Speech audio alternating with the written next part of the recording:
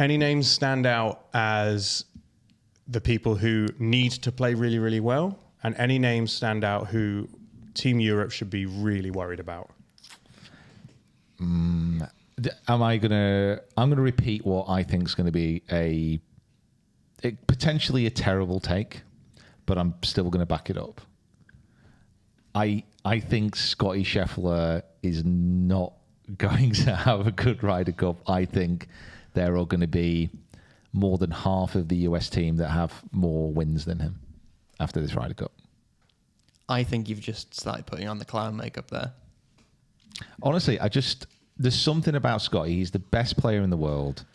He is by far, he has the best level of any golfer over the last 3 years. Like, without question. Absolute superstar. The most dominant player since Tiger. I just feel he really is like Tiger in so many respects. I think the Ryder Cup is such a different atmosphere. It's a different type of event. The only thing I would caveat this with is he's going into this Ryder Cup actually being able to putt, which is a bit of a worry. It's a danger. He's doing literally everything, including winning literally just his last start. But it doesn't matter. It doesn't. You can go into the Ryder Cup off the back of 5 wins on tour. You'll be feeling confident. It doesn't matter. We see this all the time. This is one of the biggest arguments for why the US team always goes into these things favourites. It's like, we've got this guy's just won a major. This guy's just won the Tour Championship. Cool. We had Philip Price taking down Phil Mickelson at the Belfry. Philip Price. He looked like he just walked out of a pro shop. He's like, I'll take Phil Mickelson down. Yeah, I'll do him. Yeah, maybe that's what we need. You know, it's such a weird, amazing event. You know, it's not about stroke play. Put that US team, put Scotty Scheffler against almost anyone else in this field, and over the course of a 72-hole tournament, he's going to come out on top. See, maybe if it were an away Ryder Cup, I'd agree with you, because there's obviously something that went disastrously wrong for like him and Koepka last time round, but the guy is really, really good at match play. He did so well in, was it Austin, where they used to have the WGC match play? Yeah. And he was, like, every time, like, I know they kind of took it away a few years ago, but he was a presence there at a course that isn't necessarily screaming for him, but, like, the same guys, so Scotty Scheffler, Rory McIlroy, Kevin Kisner, people who are just sneakily good at match play, kept rising to the top again. And it's something that you can't necessarily measure by strokes gained, but strokes gained match play is just its whole different thing. Yeah. And I genuinely think he is a better match play player than stroke play. I think that's the worst. I was going to say there's been some bad takes on this podcast. David, we were there when he was carted off the golf course in tears at Marco Simeone. Like, he'd just come back from the front line in the Battle of the Somme. Like, he was done. Okay, but some mitigating circumstances. One, it was hot. It was. He lives in. It was hot. He lives in Dallas, doesn't he? It's like, it was absolutely boiling, like, which by itself is one thing, but this was when the US team were all down with flu. What is this? What? What is it? It was hot. I think someone signed up to the Scotty Scheffler fan club and now he's trying to defend his position. And he had the flu. I thought, good. You want to be in the hot weather if you got the flu. I'm just saying that all of the US team were down with something, whether it was COVID it was or... down with failure. It was what they had. They had a bad case of the suck. They arrived, they were all down with something. And I'm just saying, I'm not saying that heat's going to be the one thing that knocks you off your game. I'm just saying that when... Like, I'm sure that we've all had COVID here at some point, whether it was that or something similar to that. If you're then told to go out and play 36 holes of golf with Brooks Koepka in that heat... now I'm on his side. Right, okay. Now you're making in that sense. heat, with a hostile European crowd who, if we're being completely honest, did cross the line a little bit at times. you put all of that together, and you know that you're failing, or at least your team's failing, and you need to turn the key and get that engine running, and it's just not happening. It's so easy to fall apart at that point. So I'm just saying, I think there's mitigating circumstances for that. You did me. Very good, that. Very good. I think that I was anti you for about 10 seconds, and then you explained your point really well. And now I'm on your team. we now have a version of Scotty Scheffler that is, I don't mean this to be rude, but is interesting because of his position in the game. And we've gone from Americans thinking this guy's a bit dull to this is our savior for this particular event. This guy, if we need to win, we need him to score probably 3.5 points minimum, probably more than that, assuming that he plays like 4 or 5 sessions, which he'll need to. All of a sudden, he will have everyone at his back and everyone saying, "You're doing great. You've got this, Scotty," rather than Brooks Koepka rolling his eyes every time he, blades a chip off the back of a green. I don't think he'll play foursomes. The worry is this is what happened with Tiger, because Scotty is so good. Like, he is so good. Like we've already mentioned, he's the best player. If he then goes into that first match on the Friday and loses, he's not playing well, he's not putting well, whatever. The problem is he's the number 1 golfer in the world. He's the best golfer in the world. For Keegan Bradley then to turn around and say, now you're going to be benched in the afternoon. I've got to sit you now. He probably won't do that. And that was always the issue with Tiger. When he wasn't playing great, they wouldn't not play him because he's Tiger Woods. And Scotty Scheffler is the same. He's Scotty Scheffler. How can you bench Scotty Scheffler? Which is why I just don't think he's actually going to score as many points as some of the other players. Maybe, but he's only played 2 Ryder Cups. And what if he has the sniffles? What if it's warm? It's going to be raining, actually. It's wet.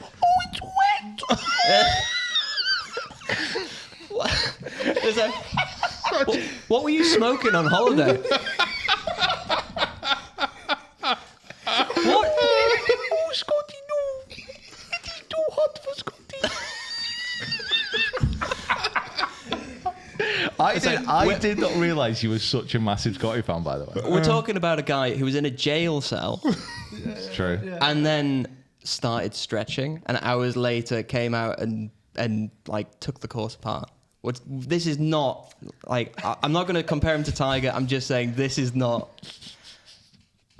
Well, all I'll say is if you are correct, and what was your take again? So my take is that half of the US Ryder Cup team will score more points, as in not half combined, as in half.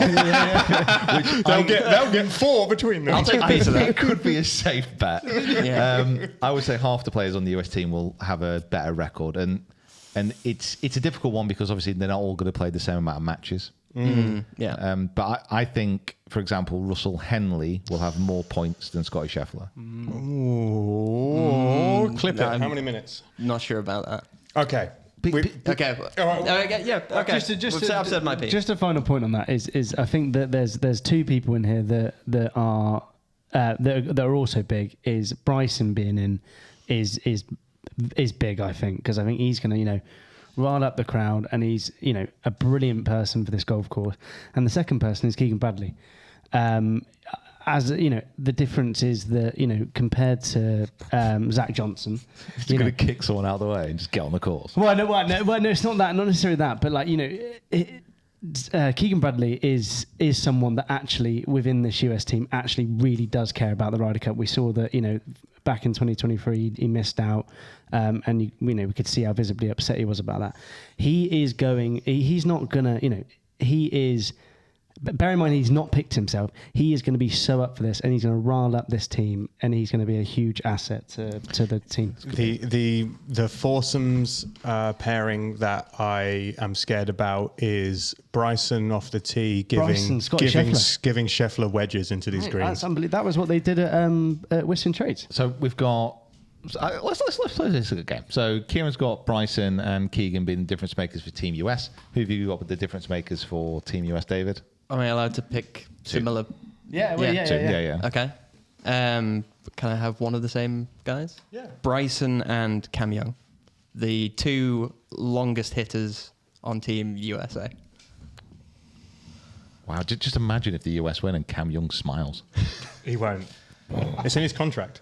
Bring the house down. I'm going to go JJ Spawn to have a breakout Ryder Cup as one of the best putters on the entire planet. And I'm going to go Patrick Cantlay.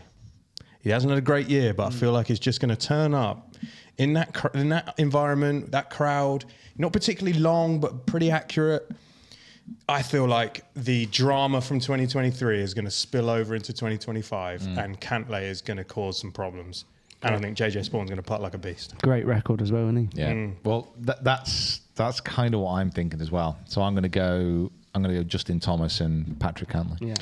I think just from pure records. I think Thomas and Morikawa might blob the entire tournament, but that's just me. Can we get to Team Europe? Team Europe. Okay. So on Team Europe, we have Rory McIlroy, Robert McIntyre, Thomas Fleetwood, Justin Rose, Rasmus Højgaard, Tyrrell Hatton, Shane Lowry, Sepp Straka, Ludwig Ober, Victor Hovland, Matt Fitzpatrick, and John Rahm. Have you ever thought about doing the football results? That's kind of what I'm going for. It was like Tranmere 1, Scunthorpe Town United 3. I used to love that. I used to love the Scottish leagues. Yeah, when they came in. My dad's fantasy team is called St Mirren Nil because they never bloody score. It was amazing because you got through all the teams. Then, all right, I got really excited like, as a kid, Scott, because you used to hear about all these far off, distant lands. Because none of them made sense. Yeah, they're not real.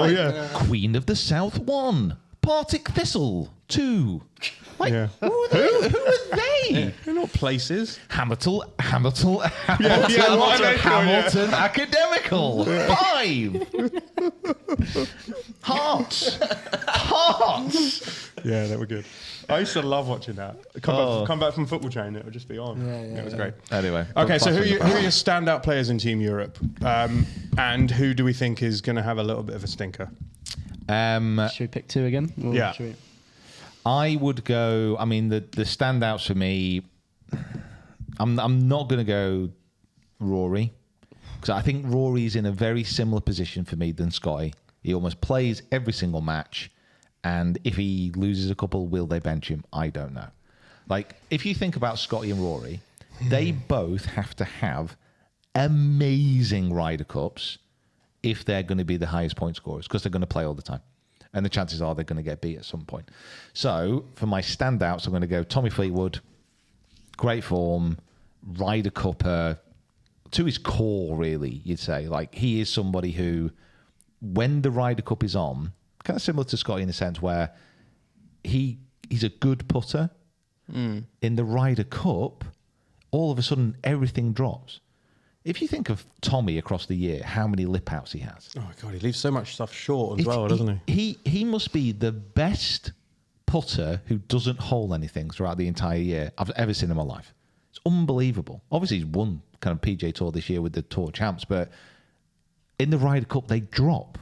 And I love that. Yes. So I'm going to say Tommy Fleetwood, difference maker. And I'm going to go John Rahm as well. Like, John Rahm's coming into this into a little bit of a, not an unknown quantity. Everyone knows he's a great player, but he's like not won on Live this year, even though he's won. Did he win the championship? Yeah, without an actual because he came win in the third season, and everything. He was top 10 in like 8 events or something in a row. He's never not finished outside the top 10. Yeah, and John is kind of one of those players who I feel in an intense atmosphere, he won't shy away. He will grow, and he will get better, and he will be more intense. Like, there's a few players on both teams that you kind of think, if they get going the wrong way, like, will they be able to pull it back, or will it affect them? And I just don't think John's one of those guys. Yeah. So they're my two. The difference here also, only one rookie compared to 4 on Team USA. Yeah. So these and even Rasmus was there in 2023. He walked every hole that Nikolai played. Yeah. You know, I'm pretty sure he might have played the second session on Friday, but I'm not confirming it. That's speculating. I'm not confirming it. So this looks like it is a team of people who have all done it before, who have had varying levels of success. I feel like there's a lot of pressure on Matt Fitzpatrick. Having just looking at his record there. having been captain pick in and to have a record as bad as his, Yeah. he needs to repay Donald for that pick, because someone like Alex Noren, who then went on and won the BMW PGA, Matt Wallace, who was within a few shots of making it in any, like, if he doesn't repay that faith to Luke Donald by going out there and at least winning 1 or 2 or 3 points, he'll be the problem in our team. And I think the difference makers are going to be Fleetwood and Rose. That Rose is Fleetwood. Obviously, he's had a great year. He, like you said, he just happens to turn it on during the Ryder Cup. He's got a feeling of Poulter-ness about him in some places. He just feels inevitable when it comes to a Ryder Cup. And I think Justin Rose has had a very, very good year. Came very close at the Masters. He's had those situations this year where he has needed to hold putts, and he has done so.